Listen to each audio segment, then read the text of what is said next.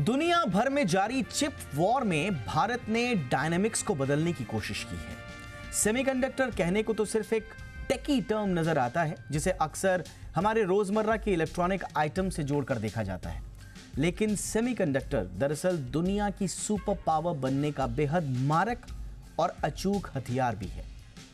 जून 2023 में प्रधानमंत्री नरेंद्र मोदी अमेरिका की यात्रा करते हैं और वहां मिलते हैं माइक्रोन नाम की कंपनी के टॉप अधिकारियों से। दोनों के बीच भारत में सेमीकंडक्टर प्लांट लगाने के लिए एक समझौता होता है, जिसके तहत माइक्रोन भारत में सेमीकंडक्टर प्लांट पर $2.5 अरब के निवेश पर सहमत होती है।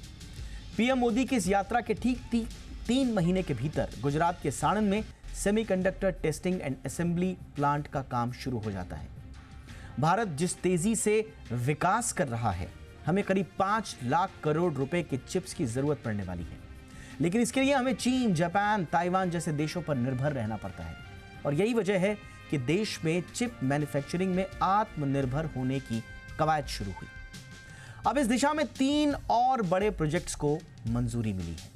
एक एक करके आपको बताते हैं ये 3 प्रोजेक्ट्स कौन कौन से हैं। इनमें से पहला है गुजरात के धौलेरा का प्रोजेक्ट, जिसे टाटा इलेक्ट्रॉनिक्स प्राइवेट लिमिटेड और ताइवान की power chip semiconductor manufacturing Corp यानी कि पीएसएमसी बनाएंगे। इस प्रोजेक्ट पर 91,000 करोड़ का निवेश किया जाएगा।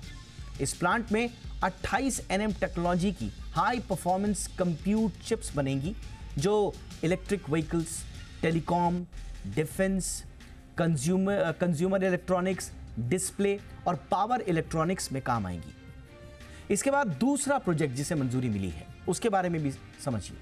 यह दूसरा प्रोजेक्ट है असम की ATMP यूनिट और इसे Tata semiconductor assembly and test private limited बनाएंगे। इसमें कुल 27,000 करोड़ का निवेश किया जाएगा और इसमें indigenous advance semiconductor packaging technology पर फोकस किया जाएगा, जो कि automotive, EV, consumer electronics, telecom और मोबाइल फोन्स के सेगमेंट को कवर करेगी। इसके बाद आता है तीसरा यूनिट जिसे मंजूरी मिली है और यह तीसरा प्रोजेक्ट है गुजरात के इस साणंद में ATMP यूनिट, जिसे बनाने वाली जो संस्थाएं होंगी वो दरअसल 3 होंगी। पहला CG पावर जो भारत की है, जापान की रेनेसास इलेक्ट्रॉनिक्स कॉरपोरेशन और थाईलैंड की स्टार्स माइक्रो इलेक्ट्रॉनिक्स, तीनों इसे मिलकर बनाएंगे। इस यूनिट में निवेश करीब 7,600 करोड़ रुपए का आएगा। इसमें तकनीक की अगर बात करें तो माइक्रो कंट्रोलर्स, एनालॉग, पावर और सिस्टम ऑन चिप प्रोडक्ट्स की टेक्नोलॉजी पर इस पूरे यूनिट में फोकस किया जाएगा। और ये कहां काम आएंगी ये भी समझिए। ये कंज्यूमर्स, इंडस्ट्रियल, ऑटोमेटिव और पावर एप्लीकेशंस में काम आएंगी। भारत के लिए निसंदेह ये बड़ा मौका है, जो न सिर्फ भारत की जरूरतों को पूरा करेगा बल्कि दुनिया के चिप संकट को भी साध सकता है। हालांकि ये शुरुआत भर है और कहना गलत नहीं होगा कि भारत ने ये शुरुआत थोड़ी देर से की है। ऐसा हम क्यों कह रहे हैं, इसके लिए आपको भारत में चिप मैन्युफैक्चरिंग की कहानी सुननी पड़ेगी।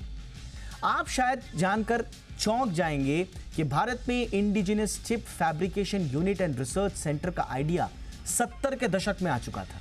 यह साल था 1976 जब पहली बार यह आइडिया आया, और फिर 1984 में आकर मोहाली पंजाब की 51 एकड़ फैसिलिटी में तैयार होती है सेमीकंडक्टर लेबोरेटरी ऑफ इंडिया यानी कि HCL। यानी ग्लोबल चिप लीडर ताइवान की सेमीकंडक्टर मैन्युफैक्चरिंग कंपनी TSMC से 3 साल पहले भारत ने इस आइडिया को अडॉप्ट कर लिया था।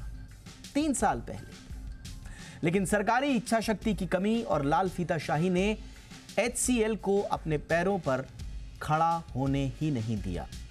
आज TSMC जो ताइवान की है, दुनिया की 54% सेमीकंडक्टर चिप्स बना रही है, जबकि HCL बस जैसे तैसे चल ही पा रही है। TSMC ने 2022 में $60 बिलियन का रेवेन्यू बनाया, जबकि HCL ने सिर्फ $5 मिलियन का। ये 2022 के आंकड़े हैं। कहा जाता है, ये एक दिलचस्प कहानी आपको सुनाते हैं। कहा जाता है कि 1989 में यानी कि 1989 में HCL प्लांट में अगर एक रहस्यमयी आग नहीं लगी होती तो भारत सेमीकंडक्टर मैन्युफैक्चरिंग में ग्लोबल लीडर होता।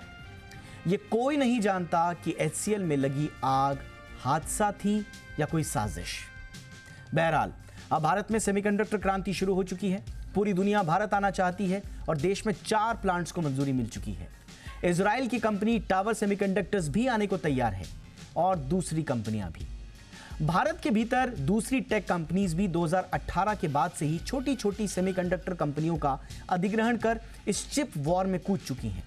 Top Indian and global IT services company जैसे कि Accenture, Infosys, HCL tech, Capgemini, Wipro और टेक महिंद्रा ने कई सेमीकंडक्टर डिजाइन और आर&डी कंपनीज को एक्वायर भी किया है और इस सेगमेंट में काफी बड़ा इन्वेस्टमेंट भी किया है। लेकिन इसके बावजूद भारत में कई बड़ी चुनौतियां अभी बाकी हैं। इसमें इंफ्रा के साथ साथ स्किल वर्कफोर्स का शॉर्टेज, ग्लोबल कंपटीशन, पॉलिसी में दिक्कतें जो कि हालांकि अब काफी ठीक हो गई हैं, लेकिन इसके बावजूद मार्केट की अनसर्टेनिटी, कंज्यूमर डिमांड और सस्टेनेबल वेस्ट डिस्पोजल जैसी बुनियादी दिक्कतें अभी बनी हुई हैं। सवाल यह है कि क्या भारत इन चुनौतियों से जा पाएगा? क्या भारत बन पाएगा सेमीकंडक्टर से सुपर पावर? करते हैं इस पर चर्चा बहुत ही खास मेहमानों के साथ। 2 खास मेहमानों का हम स्वागत करना चाहेंगे। हमारे साथ अशोक चांडाक जी हैं जो कि प्रेसिडेंट हैं IESA यानी कि India electronics and semiconductor association का। बहुत बहुत स्वागत है अशोक जी आपका हमारे शो पर। और हमारे साथ हैं पंकज मोहिंदू साहब जो कि चेयरमैन है ICEA के, Indian cellular and electronics association का। पंकज जी आपका भी बहुत बहुत स्वागत है। मैं अशोक जी आपसे चर्चा की शुरुआत करना चाहूँगा। भारत में बहुत बज़ है सेमीकंडक्टर और ख़ास तौर से इन जो 3 फ्रेश यूनिट्स को मंजूरी मिली है उसके बाद से क्या हम ग्लोबल डायनामिक्स को चेंज कर पाएंगे? और मौजूदा ये जो 3 प्रोजेक्ट्स को मंजूरी मिली है और उसके पहले का एक और, ये 4 प्रोजेक्ट्स भारत के लिए क्या कहानी लिख रहे हैं? मेरा ये मानना है कि आज का जो ये कदम था, कल का अप्रूवल बाय यूनियन कैबिनेट, ये बड़ा ऐतिहासिक है। और हम तो कई दशकों से सोच रहे हैं कि इंडिया में चिप मैन्युफैक्चरिंग स्टार्ट हो जाए। सम और द अदर रीजन ये नहीं हो पाया, लेकिन अभी स्टार्ट हो रहा है। इंडिया का जो सेमीकंडक्टर डिमांड वो भी बढ़ते जा रहा है। अभी हम देख रहे हैं $44 बिलियन का टोटल डिमांड है और 100 बिलियन तक जाएगा बाय 2030। और उसके साथ में चिप मैन्युफैक्चरिंग के लिए एक बहुत बेहुदा और इम्पोर्टेंट स्टेप है, वो है डिजाइन। आज इंडिया में करीबन 20% ग्लोबल सेमीकंडक्टर चिप का डिजाइन होता है और ये डिजाइन एक बड़ा क्रूशियल मामला है जिसमें भारत ऑलरेडी बहुत आगे है। मैन्युफैक्चरिंग का काम पीछे रह गया था, वो भी स्टार्ट हो रहा है। और ये 4 प्लांट का तो आपने जिक्र जरूर किया। इसके साथ में HCL और फॉक्सकॉन का भी अनाउंसमेंट है। एसिप हैदराबाद का अनाउंसमेंट है। केन्स टेक्नोलॉजी मैसूर जो कि शायद तेलंगाना में काम, उनका भी अनाउंसमेंट है। सो काफी अनाउंसमेंट्स है इसमें। और जो खबर दी है मिनिस्ट्री ने कल, उसके हिसाब से $26 बिलियन के टोटल प्लांट्स का प्रपोजल टेबल पर है जो कि अभी स्क्रूटिनी हो रहा है। तो भारत को ये बहुत अच्छा एक सुनहरा मौका है इसमें आगे बढ़ने के लिए। बहुत खास बात जो है इसमें, जो मैं कहना चाहूंगा कि इससे पहले कभी भारतीय कंपनियों ने चिप मैन्युफैक्चरिंग के लिए इंटरेस्ट नहीं बताया, सिंसियर इंटरेस्ट नहीं था। आज टाटा ग्रुप का इंटरेस्ट है, HCL ग्रुप का इंटरेस्ट है, केन्स, काफी भारतीय कंपनियां इसमें भी इंटरेस्ट शो कर रही है, क्योंकि चिप डिजाइन और मैन्युफैक्चरिंग वर्ल्ड वाइड अगर हम देखें तो ये पूरा ग्लोबल बिजनेस है। इंडिया की बहुत कम कंपनियां हैं इसमें, तो वो हिसाब से ये बहुत अच्छा एक कदम है मैं कहूंगा। और भारत में जिस तरीके से डिजाइन हो रहे हैं और ग्लोबल मार्केट प्लेस है, ये तो एक स्टार्टिंग पॉइंट है। ऑलराइट, मैं इसमें आपको एक एग्जांपल देना चाहूंगा कि जैसे इलेक्ट्रॉनिक्स के बारे में हम 10 साल से बात कर रहे हैं गवर्नमेंट से और इंडस्ट्री से, क्योंकि इलेक्ट्रॉनिक्स का इंडिया में पूरा इंपोर्ट होता था। We are import intensive on electronics. पिछले 3 साल में पूरा नजारा बदल गया। अभी इलेक्ट्रॉनिक्स में मैन्युफैक्चरिंग भी बढ़ गया और एक्सपोर्ट भी चालू हो गया। तो फ्रॉम इंपोर्ट इंटेंसिव हम एक्सपोर्ट इंटेंसिव बनने की ओर जा रहे हैं और ये हॉकी स्टिक हो गया, पूरा सडन रैंप अप चेंज हो गया। Right sir. मैं देख रहा हूं कि सेमीकंडक्टर फील्ड में भी हम इसी तरह का एक फास्ट रैंप अप कर पाएंगे। तो ठीक है सर। बिल्कुल सर, जो मैं स्टेप आऊंगा थोड़ा से और इस हो पे, गई अभी है हमें और कंप्लीशन। थोड़ा सा ब्रेक डाउन करके इस पे और भी पहलुओं पर मुझे चर्चा करनी है, लेकिन आपने पूरा बताया कि प्रेजेंट सिनारियो इस वक्त क्या है और कैसे हम किस तेजी से आगे बढ़ रहे हैं। लेकिन पंकज जी, कहा यह जा रहा है कि ये जो शुरुआत हमने की है, क्या ये वक्त थोड़ा लेट हो गए हम, या आपको लग रहा है कि ये बिल्कुल मुफीद वक्त है? बीते 3 सालों में जो कुछ बदला है पूरी दुनिया में, चिप संकट के बाद से, कोविड के बाद से, और उसके बाद से भारत में जो एक्टिविटीज बढ़ी हैं वो तो शानदार हैं सर, इसमें कोई शक नहीं है, लेकिन आपको लग रहा है कि ये तैयारी बहुत पहले शुरू हो जानी चाहिए थी? नहीं, देखिए, तैयारी तो बहुत सालों से हो रही है, 50 साल से तैयारी हो रही है। हम्म। SCL के बाद एस UMC 1980 में खड़ा हुआ था, फिर TMC आई 84 में, और SCL आई, और फिर TSMC। तो ये तो उसके बाद 2005, 6, 7 में एक अटेम्प्ट हुआ, बहुत जोर से अटेम्प्ट हुआ, फिर 2011-12 में भी अटेम्प्ट हुआ। तो क्या बहुत देर से, और ये पर एक मिसिंग लिंक था, उसमें था कि हम इलेक्ट्रॉनिक मैन्युफैक्चरिंग में ऑलमोस्ट जीरो के आसपास थे। वो एक स्केल एस्टेब्लिश हुआ है 2015 के बाद। आज हमारे पास $50 बिलियन की मोबाइल फोन मैन्युफैक्चरिंग है, और 15 बिलियन से ऊपर हमारी एक्सपोर्ट है मोबाइल फोन की। तो द वर्ल्ड हैज नोटिस कि इंडिया हाई टेक में काबिल है, और टोटल इलेक्ट्रॉनिक मैन्युफैक्चरिंग हमारी 100 बिलियन को क्रॉस की है। मैं अशोक, जो इन्होंने सेमीकंडक्टर की कंजम्पशन है, उसके भी दो व्यूज हैं कि कंजम्पशन इतनी है कि नहीं है, क्योंकि ये कंजम्पशन CBU जो इंपोर्ट होता है उसको मिला के है। ओके। बेसिकली जो सिर्फ प्रोडक्ट इंडिया में बनते हैं उसमें सेमीकंडक्टर जाता है, जो कि प्रोडक्ट इंडिया में असेंबल होते हैं, या जिस PCB पे जो सेमीकंडक्टर लगता है उस पे हमारी demand estimate will be more accurate. Hmm. Design की बात जहाँ है, डिज़ाइन में हमारी सेमीकंडक्टर प्रोडक्ट डिज़ाइन कंपनीज बहुत ही कम हैं। हम बहुत बैक ऑफिस काम करते हैं दुनिया के लिए, और ये चीज़ हमें बदलनी पड़ेगी। तो ये तीनों चारों वर्टिकल जो हैं, आपने ओपनिंग, आपने बहुत अच्छे आपने रिमार्क्स दिए कि स्किल डेवलपमेंट, इंडिया दुनिया का स्किल डेवलपमेंट सेंटर बनने जा रहा है, बिकॉज जो भी सेमीकंडक्टर देश हैं वहाँ पे लेबर की बहुत शॉर्टेज है, और इंडिया में डेमोग्राफिक डिविडेंड है। हमें 2-3 लाख लोग तैयार करके इंडिया में सेमीकंडक्टर की मैन्युफैक्चरिंग, और उसके बाद सारी दुनिया में इंडियन इंजीनियर्स, टेक्नीशियंस सेमीकंडक्टर बनाएंगे। और जो ATMP है, ATMP भी हमारे लिए बहुत लो हैंगिंग फ्रूट है। ATMP के जो गढ़ है, मलेशिया, ताइवान और चाइना, इंडिया उनके साथ बहुत अच्छी तरह कम्पीट कर सकता है, और ये हमारा बहुत फोकस रहेगा, ऑलराइट सर। भारत का बहुत फोकस रहेगा। Alright sir. जो ऑलराइट। लास्ट ईयर की अनाउंसमेंट थी उसमें एक प्लांट आने से लोगों को शक था कि फ्लैश इन द पैन तो नहीं है, कि पहले जैसे अनाउंसमेंट्स हुई हैं, बट जो ऑन द ग्राउंड डेवलपमेंट है, फैक्ट्री की कंस्ट्रक्शन शुरू हुई है, और अब ये जो 3 सीरियस प्रोजेक्ट्स की जो अप्रूवल है, इससे अब दुनिया को लग रहा है कि India will deliver.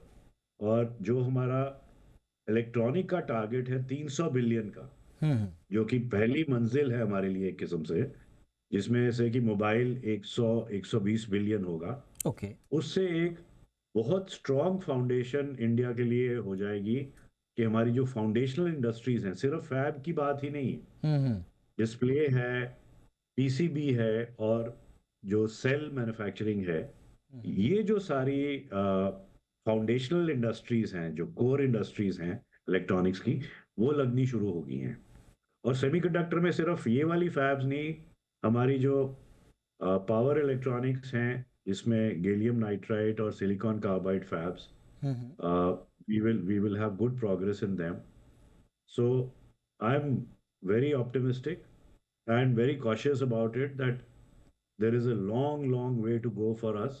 All right sir, And if we are all together, we in a very determined manner, we'll achieve it. बिल्कुल सर। मैं वापस अब थोड़ा सा क्योंकि पिक्चर हमारे सामने बहुत अच्छे से पंकज जी ने, अशोक जी ने, दोनों ने रखी हैं, लेकिन अब मैं थोड़ा सा चैलेंज के पार्ट पर भी ज़रूर आऊँगा।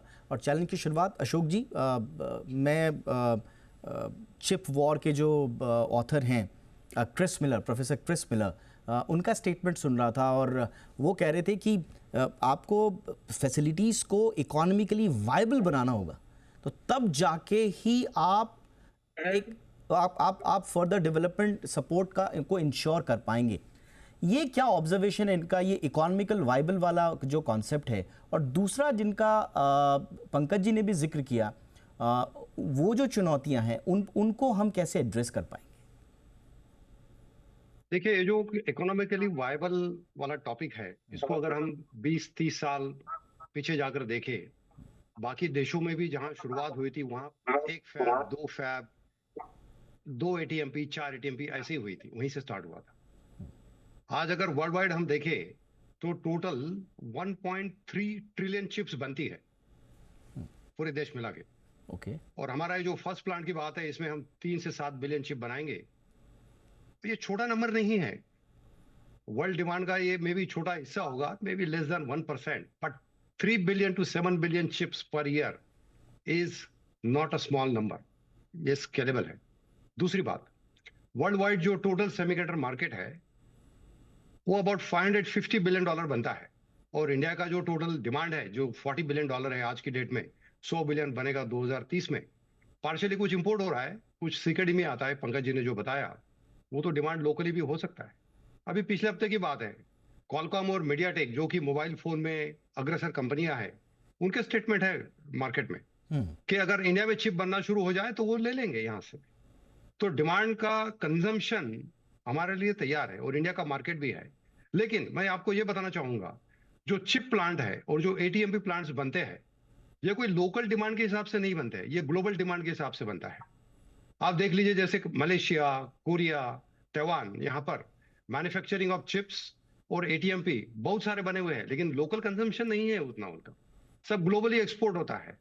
और हमको भारत को वही देखना है कि हमारी जितनी भी फैसिलिटी बन रही है ये ग्लोबल मार्केट को एड्रेस करे। इंडिया मार्केट को तो जरूर करेगा, हमें आत्मनिर्भर बनाएगा, हम उसको इंडिया में सक्षम बनेंगे।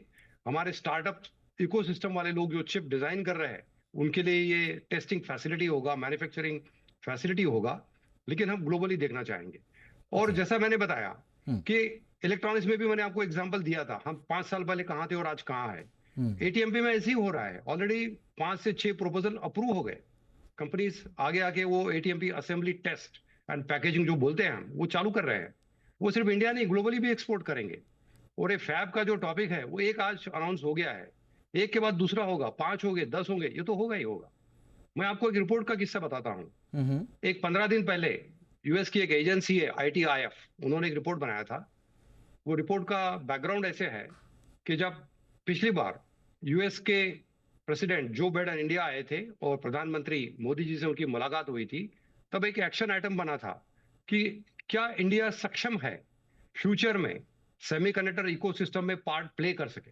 उसके लिए फिर एक रिपोर्ट बनाया गया, एक रिसर्च हुआ, वो रिपोर्ट पब्लिश हो गया 2 वीक पहले। वो रिपोर्ट में भी यही लिखा हुआ है।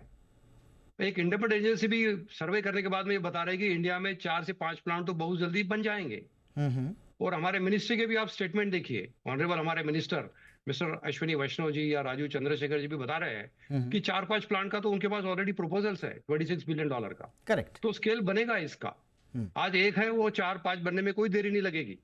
और ये जो मैन्युफैक्चरिंग का गेस्टेशन है वो भी मैं बता दूं आपको कि आज अनाउंसमेंट हुआ है, 100 दिन में उसका काम चालू होगा, लेकिन 2 से 3 साल लग जाते हैं फैब रेडी होके मैन्युफैक्चरिंग स्टार्ट और रैंप अप होने के लिए। बिल्कुल बिल्कुल। उसके बाद में बाकी फैब्स भी होंगे। मैं अशोक जी अच्छा हुआ आपने ये पॉइंट लिया है, उसको परसेप्शन में ना जाए। हाँ नहीं, मैं अच्छा हुआ आपने ये वाला पॉइंट लिया है, क्योंकि मैं चैलेंजेस पे इसलिए बात कर रहा हूँ क्योंकि दूसरी साइड भी आना, एक उजला पक्ष तो जरूर है, एक बस जरूर क्रिएट हुआ है, बहुत अच्छी बात है, बट इसके चैलेंजेस पे हमें जाना इसलिए जरूरी है ताकि हम रियलिस्टिक अप्रोच लेकर चले इस पूरे मुद्दे पर। और आपने जो बात बोली, जो अश्विनी वैष्णव साहब ने बोली है, पंकज जी मैं आपके पास आ रहा हूँ। अश्विनी वैष्णव साहब ने 2 बातें बोली अपने एक इंटरव्यू में। उन्होंने बोला कि देखिए, एक तो आपको ग्लोबल वैल्यू चेन से जोड़ने के लिए भारत इसमें थोड़ा सा समय लगेगा, उसके लिए मेहनत भी करनी पड़ेगी आपको, क्योंकि ये पूरी सेमीकंडक्टर इंडस्ट्री जो है ये बड़ी कॉम्प्लेक्स वैल्यू चेन के साथ काम करती है। इसके अलावा वो कह रहे हैं कि देखिए ये शुरुआत भर है, अभी लगभग 15 से 20 साल लगेंगे अगर आपको बिल्कुल सही इसके फायदे उठाने हैं, तो जर्नी अभी शुरू हुई है। तो ये मान लेना कि साहब प्लांट की मंजूरी मिल गई, 100 दिन में काम भी शुरू हो जाएगा और भारत बस निकल पड़ा है सेमीकंडक्टर से सुपर पावर बनने में, ये थोड़ा सा अनरियलिस्टिक होगा सर। देखिए, ये लीडरशिप ऑफ रिजॉल्व की बात है। We have very strong leadership at the moment, जो कि 1 डिकेड और 2 डिकेड का प्लान लेके चल रहे हैं। ऐसी कोई इल्यूजन नहीं है कि ये ओवरनाइट हो जाएगा। और ये I mean this is not an artificial बज। ये एक्चुअली 3 फैब्स जो और ये 3 प्लांट्स हैं, ये अप्रूव हुए हैं, बहुत बड़े स्केल पे अप्रूव हुए हैं। तो हमें कोई भी सिनिसिज्म इसमें नहीं रखना चाहिए। बहुत रियलिस्टिक टारगेट्स हैं, बहुत ही डीप अंडरस्टैंडिंग है, कैपेसिटी बिल्डिंग हर तरीके से हो रही है। Trade industry associations capacity building कर रही हैं, सरकार में कैपेसिटी बिल्डिंग हो रही है मेटी में, और आपके आईएसएम में कैपेसिटी बिल्डिंग हो रही है जी। तो जो इसके चैलेंजेस हैं सारे, देखिए टॉप पे तो है आपका कि आपके पास स्केल होना चाहिए, इंडियन और global scale. Global market already available है। उसके बाद फिर जो सारी इंडस्ट्रीज इसके साथ आती हैं, डेवलप होती हैं, उस पे भी बहुत डीपली काम हो रहा है। जो इसकी सप्लाई चेन है, डिफरेंट प्रोडक्ट्स, डिफरेंट गैसेस, हर चीज पे बहुत मेटिकुलसली काम हो रहा है। और मेरे हिसाब से, जैसे अशोक ने कहा, 2030 तक मुझे नहीं लगता कि 10 फैब का टारगेट और 20 से 25 ATMP units will be difficult. Wow. और जो ब्रेक थ्रू आप कह रहे हैं ना, ब्रेक थ्रू तो सेमीकंडक्टर प्रोडक्ट डिजाइन से होगा, जबकि बहुत हाई वैल्यू क्रिएट होगी। एंड वो सिस्टम की फंडामेंटल स्किल्स हमारे पास हैं, जैसे अशोक ने बताया। We have large number of design engineers. अब उनमें से कंपनीज निकलेंगी, मेरे हिसाब से 500 कंपनीज ऐसी बनेंगी जो कि वेरियस चिप्स डिजाइन करेंगी, जो कि यहाँ भी फैब्रिकेट होंगे और ताइवान भी जाके फैब्रिकेट होंगे। तो ये एक बहुत 360 अप्रोच के साथ भारत आगे निकल पड़ा है। और इसका जो रब ऑफ है कि जो हम बीच की इंडस्ट्रीज नहीं बना पाए अभी तक, हमने असेंबलिंग और सब असेंबलिंग बहुत बड़ा स्केल पे हमने कर लिया है, और उसको अभी 300% और ग्रो करने की कोशिश कर रहे हैं। पर जो बीच की इंडस्ट्रीज हैं, जैसे एक्टिव्स हैं, पैसिव्स हैं, पीसीबी है, वो उस पे भी एक थ्रस्ट आएगा, बिकॉज एक हाईटेक कल्चर इस्टेब्लिश होगा यहाँ पे। तो जैसे मीडिया की ट्रेनिंग है, जर्नलिस्ट की ट्रेनिंग है, फाइनेंस कंपनीज हैं, प्राइवेट इक्विटी कंपनीज हैं, वेंचर कैपिटलिस्ट हैं, ये एक पूरा इकोसिस्टम डेवलप होगा कि इंडिया में, भारत में पूरी अंडरस्टैंडिंग होगी कि हाईटेक में एक डीप प्रेजेंस और एक ग्लोबल मार्केट शेयर से हमारा देश ट्रूली आत्मनिर्भर बनेगा। Alright sir, alright. और इसी के साथ अब वक्त हो गया है कि आज का हमने जो पोल कराया था अपनी जनता से, हमारे दोनों मेहमान तो अपने इनपुट्स दे ही रहे हैं, साथ ही जनता भी क्या कह रही है, हमने इसके लिए पोल कराया था। आज का हमारा पोल था कि क्या भारत दुनिया की सेमीकंडक्टर रेस जीत पाएगा। देखिए बहुत ही ज़्यादा सकारात्मक है लोग। 81% लोगों का मानना है कि जी हाँ बिल्कुल जीत पाएगा। 19% लोगों के कुछ शक सुबह सवाल जरूर रहे होंगे, उन्होंने ना में जवाब दिया है, लेकिन ज़्यादातर लोग इस पक्ष में कि बिल्कुल भारत दुनिया की सेमीकंडक्टर रेस जीत पाएगा। कुछ हमारे पास रिएक्शंस भी आए हैं हमारे दर्शकों के, हम उनको भी बता देते हैं। शाह प्रसाद 75 करके हैं जो बता रहे हैं कि भाई मेक इन इंडिया भी तो पॉसिबल हुआ तो ये भी हो जाएगा। इसी के साथ जेपी शर्मा 101 कह रहे हैं कि still life long time to go far, लेकिन कंट्री का स्टार्टिंग इज़ गुड। तो ये कह रहे हैं कि लंबी अभी रेस है लेकिन स्टार्ट अच्छा हुआ है। DS शर्मा जी कह रहे हैं कि जब मैन्युफैक्चरिंग स्टार्ट हो गई है तो जीतेगा भी, बिल्कुल, यानी कि शुरुआत हो चुकी है तो आगे हम जीतेंगे। और रोहित खांडल साहब कह रहे हैं कि भारत की बुद्धि और कौशल पर कोई शक नहीं है, जय हिंद जय भारत। बिल्कुल, ये बिल्कुल ऑप्टिमिस्टिक होके इस तरह के रिएक्शंस आ रहे हैं।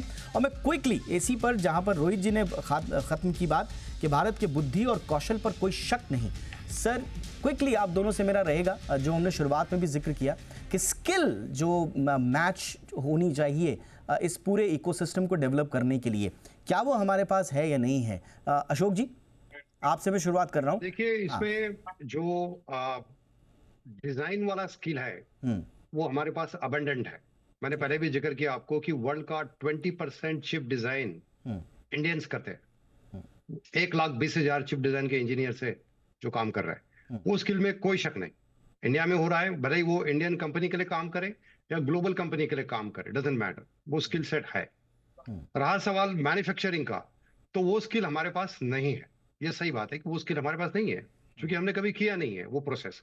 इसीलिए हमारे जो ये कंपनियां है, टाटा है, CG पावर है, ये कोलैबोरेशन कर रहे हैं। They are doing a collaboration, taking a technology from other countries, बाकी कंपनियों से। वहां से वो स्किल डेवलपमेंट करना पड़ेगा। लेकिन क्या हम स्किल डेवलप कर पाएंगे? मेरा जवाब है कि हाँ, हम स्किल डेवलपमेंट कर पाएंगे। इंडिया में 5 लाख से ज्यादा इंजीनियर हर साल बाहर निकल रहे हैं, इलेक्ट्रॉनिक्स, टेलीकम्युनिकेशन, कंप्यूटर वाले। पहले तो कई लोग सॉफ्टवेयर डेवलपमेंट करते थे, एक ही नया फील्ड चालू हो रहा है। बहुत सारे डिप्लोमा, ITI होल्डर्स भी निकल रहे हैं। तो स्किल डेवलपमेंट एक इंपॉर्टेंट टॉपिक जरूर है, ये करना पड़ेगा और ये होगा। जब जरूरत होगी तब होगा। इसके पहले इसलिए नहीं हुआ कि हमारे यहाँ इंडस्ट्री नहीं थी, उसकी जरूरत भी नहीं थी। लेकिन अगर हम ये भी देखें कि जो मलेशिया और सिंगापुर में, मैं आपको एग्जांपल दूंगा, मलेशिया सिंगापुर में जहां पर ये चिप मैन्युफैक्चरिंग और चिप असेंबली पैकेजिंग होता है, वहां पर काफी इंडियन काम कर रहे हैं। वैसे नजदीक में ही है हमारे, और ये स्किल डेवलपमेंट काम होगा। और ऐसे जो मैं बताता हूँ, IESA जो अपना एसोसिएशन है, इंडिया इलेक्ट्रॉनिक सेमिनार एसोसिएशन, हम उसी दायरे में काम कर रहे हैं अभी। हमने Japan, Taiwan, Korea, Singapore, Malaysia, इनके जो इंडस्ट्री बॉडीज है, इनसे भी हमने हाथ मिला लिया है। वहां से उनसे इंफॉर्मेशन लेके स्किलिंग के लिए हम प्रोग्राम बनाएंगे। क्या बात हम स्किल डेवलपमेंट के लिए काम करेंगे इसका। तो ये तो काम अभी करना बाकी है और we are gearing up for that. नहीं अशोक जी, समझ में आता है, ये रिक्वायरमेंट है, ये चैलेंज है, लेकिन ये चैलेंज एड्रेसेबल है एक्चुअली। और आपने जो बताया कि जिस तरह की तैयारी भारत में हो रही है, उससे अब मैं थोड़ा सा आश्वस्त हूं कि ये जो स्किल का जो संकट है ये भी दूर होगा। और हमारे यहाँ डिजाइनिंग तो अभी बढ़िया हो रही है, मैन्युफैक्चरिंग में भी स्किल का जो गैप है वो दूर होगा। अशोक जी, सॉरी पंकज जी, आपका फाइनल कमेंट सर। आपने बहुत अच्छे बड़े महत्वाकांक्षी टारगेट दिए हैं 2030 तक, 10 फैब्स, 20 to 25 ATMPs, 500 के आसपास कंपनीज बिल्ट होंगी, लेकिन उसके लिए जरूरी स्किल कैसे डेवलप होगी? देखिए, हमारा जो कॉन्फिडेंस है वो it is not an empty confidence, not based on facts. आज से 7-8 साल जब हमने मोबाइल मैन्युफैक्चरिंग पे जोर डालना शुरू किया तो हम बहुत ही जिटरी थे कि इतने सोफिस्टिकेटेड प्रोडक्ट हैं, जैसे आईफोन है, हाई क्वालिटी स्मार्टफोन्स हैं जिसपे बहुत ही हाई क्वालिटी लेबर फोर्स चाहिए, कि हम चाइना के मुकाबले, वियतनाम के मुकाबले कर पाएंगे कि नहीं। पर हमारे जो बच्चे हैं उन्होंने हमें हैरान कर दिया कि गांव से बच्चे आए हैं, 18-19 साल की बच्चियां, और with in 4 weeks to 6 weeks giant plants हैं जहाँ की 20,000 लोग, 30,000 लोग इकट्ठे काम करते हैं। और इन्होंने चाइना और वियतनाम के स्टैंडर्ड्स को 4-6 हफ्ते में पार कर दिया, और जो प्रोडक्ट निकल रहा है वो वहाँ से बेहतर निकल रहा है। वाओ! तो ये, इसको मैं कहता हूँ कि इंडिया के ये PhDs हैं, poor, hungry and desirous people, जो उनका पैशन है वो अनमैचेबल है। और this our movement has actually arrived, that we are seeing the advantage of the passion of our manpower, which is triggered by strong leadership. और अभी मैं देख रहा हूँ कि जब पाई छोटी होती है तो सब लोग पाई के लिए लड़ते हैं। अभी मैंने इतनी कोहेजन और इतनी पार्टनरशिप देखी है इंडस्ट्री बॉडीज में भी, कि सब लोग एक दिशा में देख रहे हैं। गवर्नमेंट एक उसी दिशा में देख रही है कि इंडिया को कैसे हमने डेवलप करना है, और इलेक्ट्रॉनिक और सेमीकंडक्टर डेस्टिनेशन बनाना है वर्ल्ड की। एब्सोल्युटली, और हमें भी उम्मीद है कि इलेक्ट्रॉनिक्स और सेमीकंडक्टर डेस्टिनेशन भारत बने, और इसमें कोई शक नहीं है। जो हमारी जर्नी रही है, जो हमारी तैयारियां हैं, मेरा शुरुआत में अगर मैं आपसे कहूं तो जब मैं रिपोर्ट अपनी तैयार कर रहा था तो मेरे मन में बहुत सारे शक थे, चैलेंजेस बहुत सारे थे, इफ्स एंड बट्स बहुत थे। लेकिन आप दोनों से बात करके मुझे अब देश की सेमीकंडक्टर और इलेक्ट्रॉनिक्स की राह बड़ी स्पष्ट और साफ नज़र आ रही है, जो बेहतर है, ज़्यादा उजली है, ब्राइटर है। थैंक यू सो मच वक्त निकालने के लिए। Pankaj Mohindroo sir, thank you so much, बहुत बहुत शुक्रिया। अशोक चांडक सर, वक्त निकाला आपने।